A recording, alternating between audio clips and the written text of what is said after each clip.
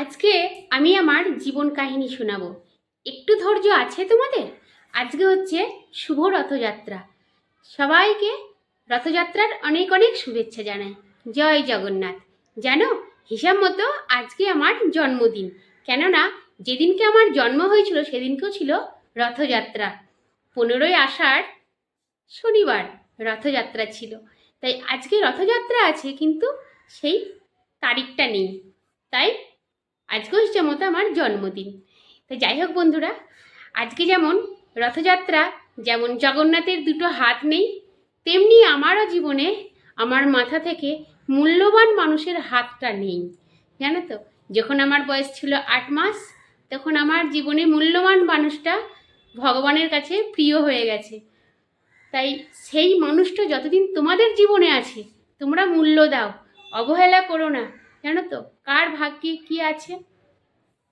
তাই আমিও না, এই দিনটা আসলে আমি কাঁদি।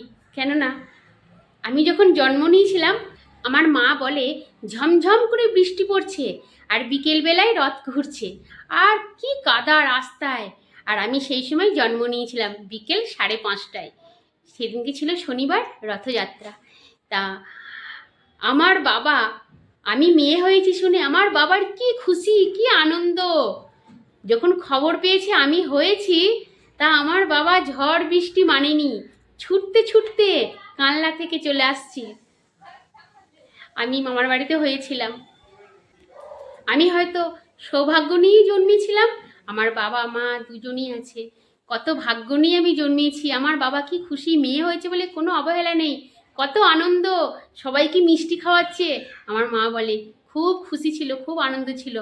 তারপরে আমার যখন অন্নপ্রাশন হয়, আমার বাবা কত ধুমধাম করে আমার অন্নপ্রাশন করে। জানো, এখন আমার বাবার স্মৃতি আছে। আমার বাবা আমাকে পায়ের তোড়া দিয়েছিল, কানের দিয়েছিল।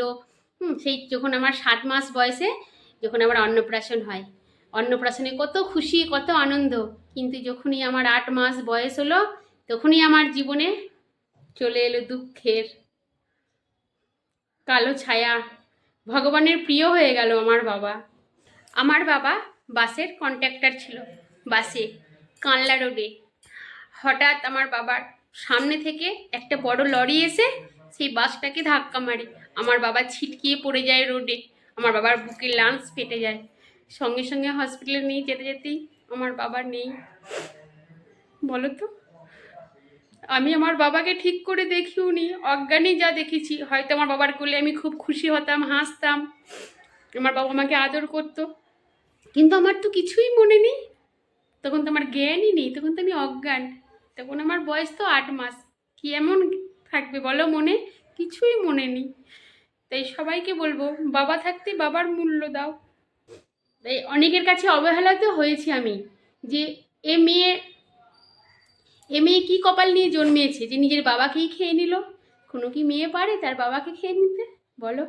সব মেয়েরাই তো চাই বাবা মায়ের হাত ধরে বড় হবে, তার স্বপ্ন সফল। তাই আমি সবাইকে বলবো, যতদিন তোমাদের বাবা আছে, মা আছে, মূল্য দাও। ওই মূল্যবান মানুষটা যখন থাকবে না, তখন দেখবে কেউ তোমাদের পুছবে না, কেউ ভালোবাসবে না।